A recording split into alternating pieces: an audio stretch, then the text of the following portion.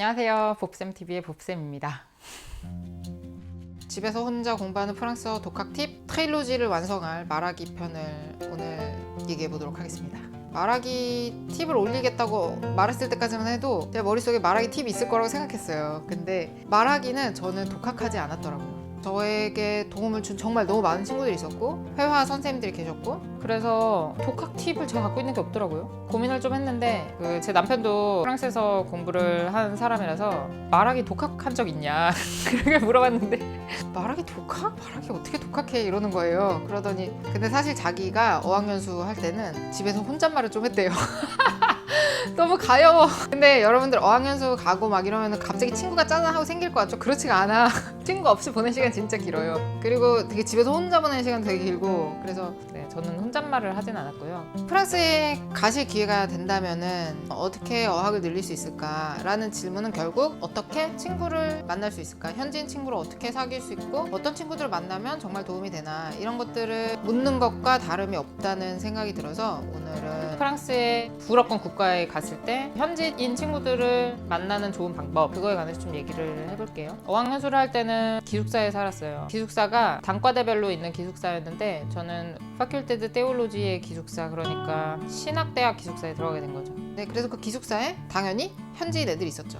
친구들이랑 이제 친해지고 싶어가지고 공동으로 사용하는 그 공간들이 있어요. 이제 식당도 공동으로 사용하고 주방에서 준비해가지고 밥을 방에 가져와서 먹어도 돼요. 근데 저는 항상 식당에서 먹었어요. 웬만하면. 그러니까 누구라도 좀 마주치게 되면은 얘기할 수 있으니까. 그래서 혼밥 하다가 누가 오면 같이 밥 먹고, 질문도 되게 많이 했어요. 저는 원래 한국어로 대화를 할 때도 질문을 되게 많이 하는 편인데 불어를 할 때는 그렇게 선뜻 그렇게 되진 않아요. 왜냐면은 내가 불어가 자연스럽지 않으니까. 그래서 그냥 밥이나 먹자 약간 이렇게 될 때도 있는데 귀찮아서. 그렇지만 되게 열심히 질문했고 그 친구들이 또 궁금하기도 했어요. 그래서 뭐 처음에는 뭐 나이가 몇 살인지, 왜 신학 공부를 하게 됐는지, 그리고 내가 도움을 요청할 만한 거, 빨래방을 하나 발견했는데 거기가 제일 가까운 데냐, 이 근처에 알디보다 더 싼 슈퍼가 있냐, 없죠. 네, 알디 진짜 싼 슈퍼.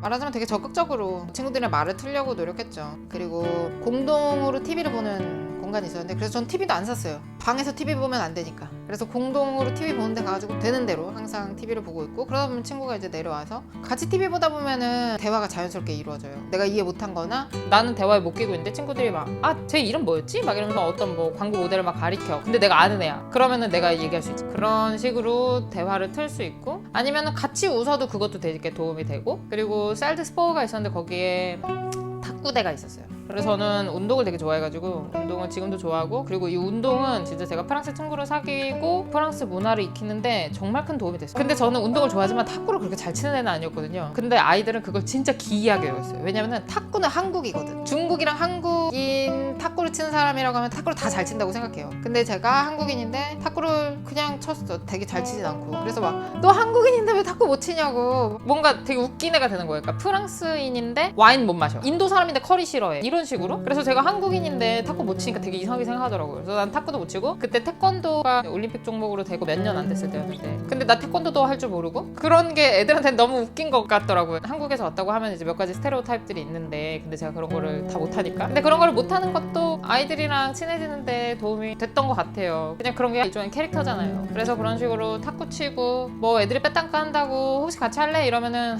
솔직히 또 빼땅까로 나가면 또 불어 해야 되고 또 막 말이 또 막 튀고, 근데 간단한 말인데도 뭐라고 할지 몰라서 그냥 가만히 점점점 하고 있게 되고, 그런 모든 것들이 다 스트레스지만 그냥 나갔어. 어디 막 와인 마시러 가자 그러면은 그냥 같이 가고, 언어를 자꾸 하는 것이 힘들어서 빠지게 될 법한 모든 자리에 거의 학원 출석하듯이 의무적으로 나갔어요. 그렇게 어학 연수 기간을 보냈고 많은 도움이 됐죠. 기숙사에서 친구들을 사귀는 방법은 공동 공간을 적극 활용한다. 두 번째로 어학연수 기간에 또 그랬고, 그다음에 유학을 할 때에도 저한테 친구를 사귀기에 되게 좋은 장소는 아소시아시옹이었어요.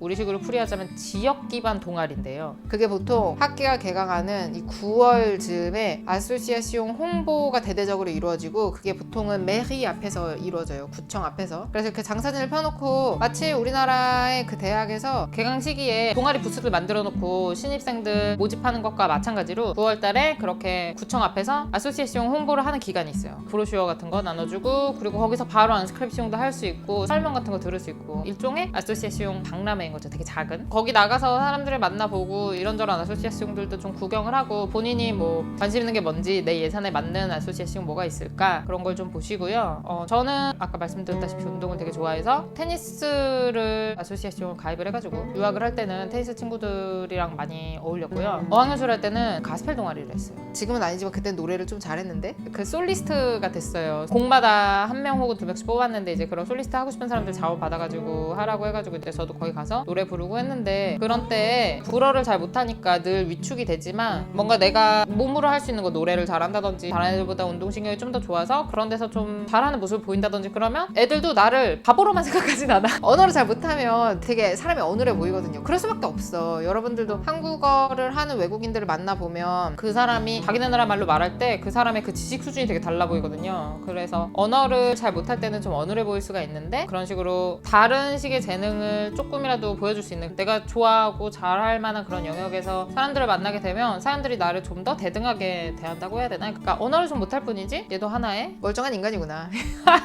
네, 그래서 그 가스펠 동아리에서도 제가 솔리스트가 되기 전후로 약간 입지가 되게 달라졌어요. 그 전까지는 가다 아무튼 친구도 없고 그랬는데 솔리스트가 된 다음에는 이제 제가 쌀에 들어왔을 때 좀 더 말도 걸어주고 얘기도 하고 그리고 제가 좀 떠듬떠듬 말하고 막 이래도 그런 것도 좀 들어주려고 하고 그런 식으로 그러니까 좀 존재감 있는 사람이 된다고 해야 되나? 그런 활동들 좀 적극 권장하고요. 테니스는 처음에는 그냥 말이 별로 필요 없어요. 테니스를 같이 치는 사이에 할 수 있는 말은 굉장히 제한적이야. Coucou, est-ce que t'es dispo mardi soir vers quelle heure? 18h30, ça te va? Oui, très bien, ça marche. 약간 이게 다야. 계속 이런 대화만 이루어져. 그러니까 커뮤니케이션이 어렵지가 않고 부담이 없어요. 만나서도 얘기하는 시간이 되게 짧아. 그 경기 전에 그냥 이번 주 뭐 바빴어. je suis crevé, j'étais occupé. 간단하게 몇 마디만 하면 돼. 긴 얘기가 필요 없어요. 왜냐면 우리는 운동하러 만났기 때문에. 그래서 약간 웜업하고 그러고서는 테니스 치는 거예요.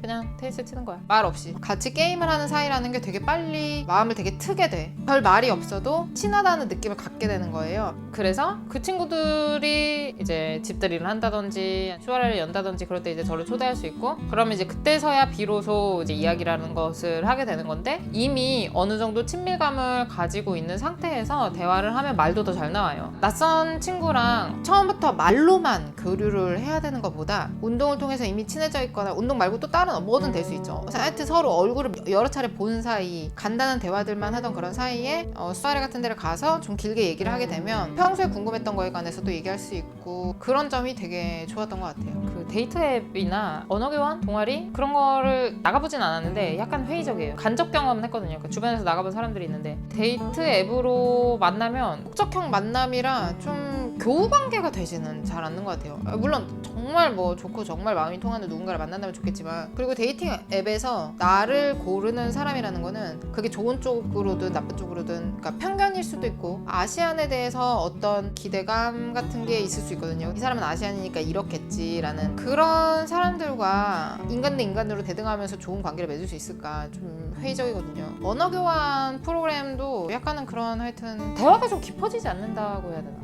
전체적으로 그 문화를 교류한다 이런 건데 그 문화라는 게 엄청 범주가 다양하고 그러니까 얘가 좋아하는 거랑 내가 좋아하는 게 전혀 다를 수 있고 그래서 그런 부분들에서 계속 좀 맞기가 그렇게 쉽진 않은 것 같아요. 언어 교환도 저는 뭐 물론 나쁘진 않지만 그거보다 좀 더 현지인들이 있는 쪽으로 들어가는 편이 좋다는 생각이 듭니다. 네. 아무튼 네 오늘은 그러면 여기까지 하도록 하겠습니다. 네. 해달과 인사하시고요.